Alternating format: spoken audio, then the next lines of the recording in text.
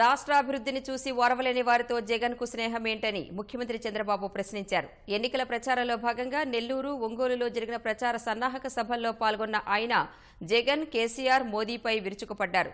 పోలవరం ప్రాజెక్టును ఆపేందుకు కేసీఆర్, జగన్ కుట్రలు చేస్తున్నారని మండిపడ్డారు.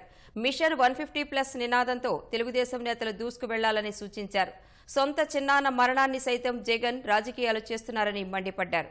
రాష్ట్రాభివృద్ధికి సమర్థ నాయకత్వం అవసరమని, వచ్చే ఎన్నికల్లో తెదేపాకు ఓటు వేసి గెలిపించాలని చంద్రబాబు కోరారు.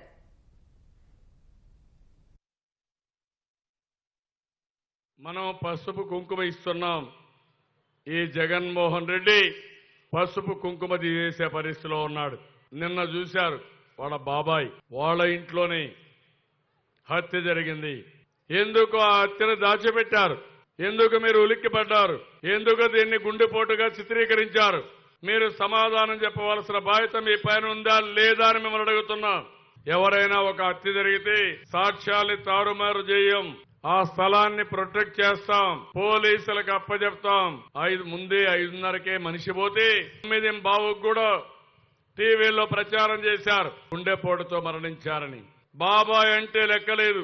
ఆయన హత్య జరిగిందంటే దానికి కూడా ఏ విధంగా కప్పిపుచ్చాలని ఆలోచించారు తప్ప వాస్తవాలు బయట తీసుకొచ్చి ఆ వ్యక్తుల్ని పనిష్ చేయాలనే ఆలోచన లేకపోయిందంటే ఎంత దుర్మార్గం మనం ఆలోచించాలి.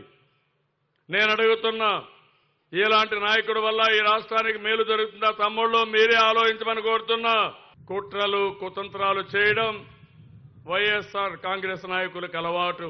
ఢిల్లీలో ఒక పెద్ద కాపలాదారుడు ఉన్నాడు, నరేంద్ర మోడీ. అవునా కాదా తమ్ముళ్ళు? ఆ కాపలాదారుడు దొంగలకి కాపలా కాస్తాడు తప్ప మంచి వాళ్లకు మాత్రం న్యాయం చేసే పరిస్థితులు లేడని మరొక్కసారి మీకు తెలియజేస్తున్నా. ఎందుకు ఈ ముసుగులో గుద్దులాటని అడుగుతున్నా. ధైర్యం అంటే కేసీఆర్ గారు మీరు మాట్లాడుతున్నా నన్ను ఓడిస్తారని రండి. మీకు ధైర్యం ఉంటే 3 గెలవండి, 3 మోడీలు గెలవండి, తేల్చుకుందామని మరొకసారి హెచ్చరిస్తున్నా. నిన్న మాట్లాడుతున్నాడు కేసీఆర్, చూశారా? నిన్న దేశంలోనే చక్రం తిప్పుతాడంట 16 సీట్లతో.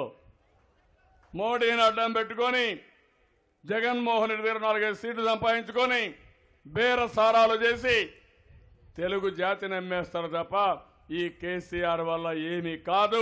ఈయన్ని ఎవరు నమ్మరని మరొకసారి మీకు తెలియజేస్తున్నా. మొన్నేం చెప్పాడు? ప్రత్యేక హోదాకు సహకరిస్తానన్నాడు. జగన్మోహన్ రెడ్డి నమ్మించాడు. నేను అడుగుతున్నా, ఇప్పుడు ప్రత్యేక హోదా పైన ఎందుకు లెటర్ రాయలేదని అడుగుతున్నా.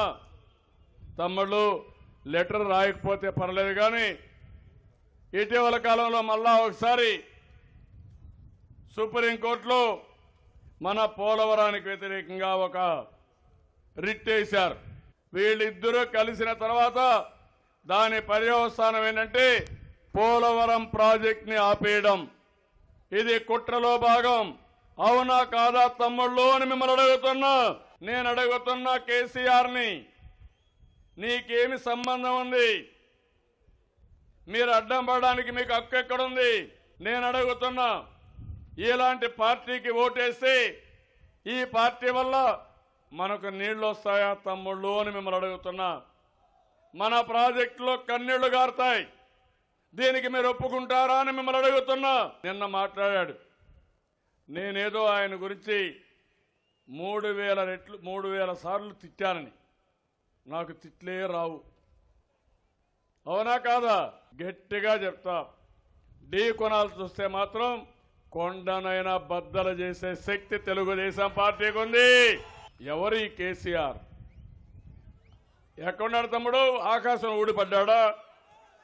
అమాంతంగా వచ్చాడా? ఎవరిచ్చారు రాజకీయ జీవితం? మనం కాదా? నా దగ్గర పనిచేసిన వాడే ఇంత నీకు టెక్కుంటే నాకెంత టెక్కు ఉండాలా తమ్ముళ్ళు అని మిమ్మల్ని అడుగుతున్నా.